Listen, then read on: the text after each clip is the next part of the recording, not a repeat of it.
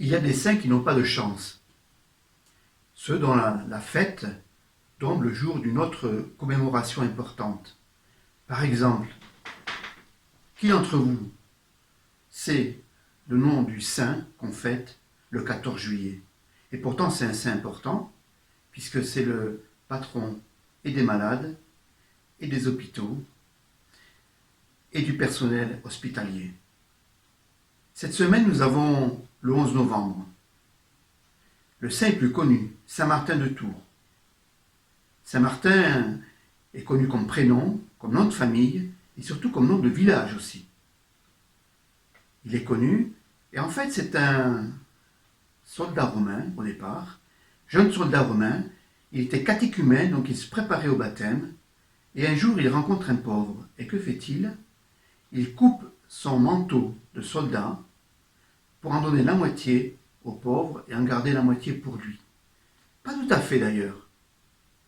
Il faut savoir qu'à cette époque, la moitié du manteau appartenait bien aux soldats, mais l'autre moitié appartenait à l'Empire, ou si vous voulez, à l'armée romaine.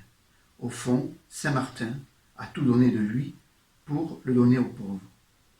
Alors ce qu'il nous faut faire, c'est peut-être, pas tout à fait comme lui, mais surtout aussi essayer de discerner, de faire attention, quand Dieu semble passer, traverser notre existence pour nous montrer le chemin de la sainteté. C'est ça qu'il faut essayer de voir dans notre vie. Ce sont des moments privilégiés qu'il nous faut saisir. Et comme le dit Paul dans la deuxième lecture, ne restons pas endormis comme les autres, mais soyons vigilants.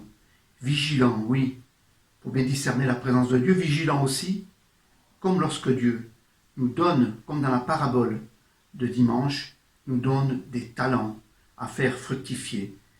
Bien repérer dans nos vies, non pas simplement ce que Dieu nous demande, mais surtout, il s'agit de faire confiance à ce qu'il nous demande, faire confiance à sa parole, parce qu'on sait qu'il sera avec nous tout au long de notre vie, comme il a été tout au long de la vie de Saint Martin.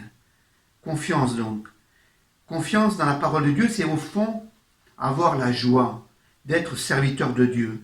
Très bien, serviteur bon et fidèle, tu as été fidèle en peu de choses, entre dans la joie du Seigneur. Avons-nous la joie, cette joie d'être serviteur de Dieu? Lui qui est, et ce qui m'étonne toujours, lui qui est créateur de tout, bon, qui nous donne tout, eh bien, il a besoin de moi. C'est étonnant, non?